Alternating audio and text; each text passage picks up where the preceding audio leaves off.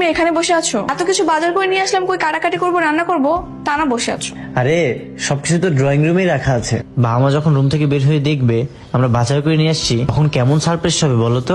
তাই তো, ঠিক বলছো। কি ব্যাপার, তুমি চেঁচামেচি করছো কেন? এই পচা মাছটা কে এনে রেখেছে এখানে? কে আবার? তোমার ছেলের বউ বাজারে গিয়েছে, ওরা হয়তো এনেছে। তোমার মাথা কি খারাপ না? মানে আমি বুঝলাম না ঠিক, দিন দিন কি তোমার বুদ্ধি লোপ পাচ্ছে নাকি? হ্যাঁ, ওদেরকে তুমি বাজারে পাঠাতে গেলে কোন আক্কেলে? আরে বাবা, আমি কেন পাঠাতে যাব?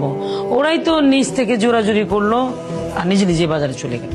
এই তুই কি পাগল হয়ে গেছিস নাকি? হ্যাঁ, মাছ চিনিস না যেটা পচে গেছে? আহ, তুমি চিল্লাচিল্লি করছো কেন? খারাপ ব্যবহার করছো কেন নতুন বউর সামনে? বোঝাও, তোমার ছেলেকে ভালো করে বোঝাও, এই ধরনের বাজে কাজ যেন আর কখনো না করে, বুঝছো?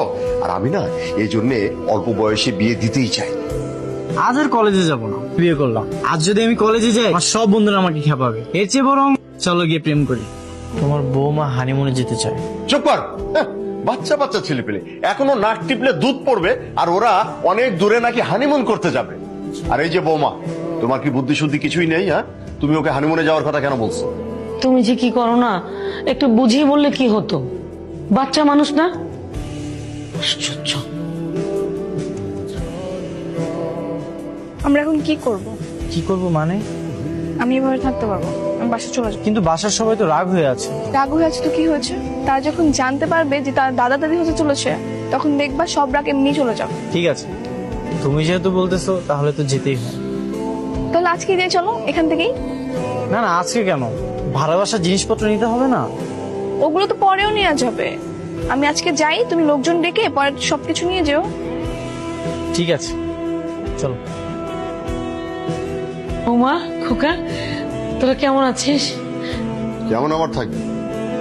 তোমার ছেলে ভালোই ছিল, ভালো ছিল বিধাই তো এতদিন হয়ে গেল বাবা মার কোনো খোঁজ খবর নেয়নি। বুঝতে পারছো না কেমন ছিল? বাবা, আমাদের ভুল হয়ে গেছে।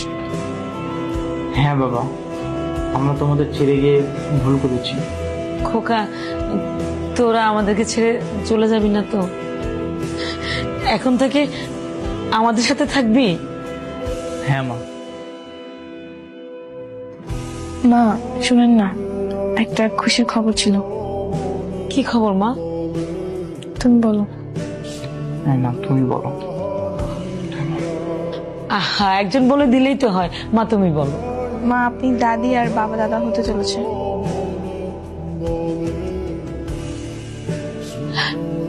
সত্যি? হ্যাঁ মা। কিন্তু তোমরা নিজেরাই তো ছোট, বাচ্চা কাচ্চা। হ্যাঁ মা। তোমরা কিভাবে সন্তান লালন পালন করবে? তোমাদের নিজেরই তো পড়াশোনা শেষ হয়নি।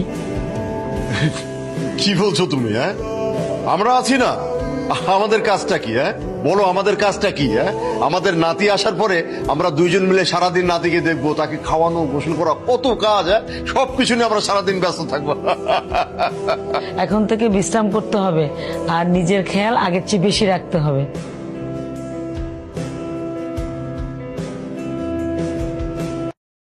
Likey